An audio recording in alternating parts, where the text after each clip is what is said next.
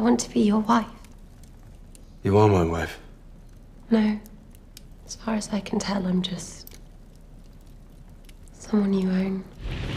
Welcome, Anya Taylor-Joy, to the IMDb show. It's wonderful to be here. This is big for me. I'm such a fan. I've been watching your work for a long, Really? long time. Yes, absolutely. I got to talk to you about your new show on PBS, The Miniaturist. Yep. Tell us all about it. My character's called Petronella Brandt, and she gets sold to a wealthy merchant. It's not that crazy. It's the 17th century. It happened a lot. And she's actually really excited to go, but she very quickly finds out things aren't the way that she thought that they were. No, you misunderstand. The view is of you. Amsterdammers must see that Johannes Brandt has a new wife. And then there's like a whole other side of the story, which is there's this miniaturist, and she's sending her all of these like creepy dolls and stuff like that. And she's trying to figure that out as well. Where did you get these? A miniaturist. What did you tell them? Nothing. How did they know what to make?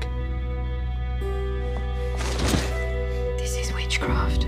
What is it you've learned through all your character research about that time period? Ooh, interesting. I mean, I think usually it comes down to a clothes situation where, especially for the miniaturist, I'd never worn a corset before, and that changes everything. Right. What am I to do with it? I remember walking in and seeing my friend Haley, and she had her pillow up against the wall, and she was leaning against it, standing up, and I was like, babe, like this cannot be healthy. No, madame. But then by the end of it, it just sort of becomes like a hug. Like you very much lean into it, and it supports you up, and I miss my corset now. I wanted love, not safety. You are coming up to about 20 projects if you look at your IMDb page. How do you decide what projects to go for, what to stay away from? Usually it is very much an instinctual gut feeling of, can I bear this person belonging to somebody else? Or is this my human being that I need to take care of for the next 3 months? Because my characters are like roommates for me, you know, like you live with them. You just strangely reminded me of James McAvoy's character in Split. We are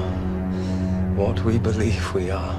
The first time you saw James transition between personalities, as an actor and a fan, what was your reaction to it? As an actor, I was so engrossed and I was so present, and then as a fan, I was just like... Your character, Casey, how is she gonna fit in the new movie? I've never got to replay a character before, and even though the movie takes place very shortly after the Split universe, Casey's she's grown, you know, she's experienced what she went through during Split, and now she's kind of come out the other side. Good for you.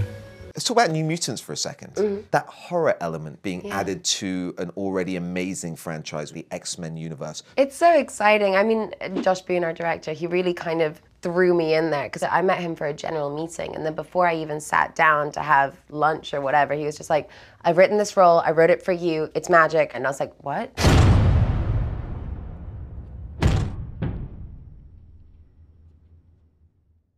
And then the actual experience of being there and getting to play somebody that's beloved by so many people, that's a bit stressful sometimes, so I didn't allow myself to think about that. I just truly fell in love with Ileana, and I loved that she was sassy and wild and a little bit aggro.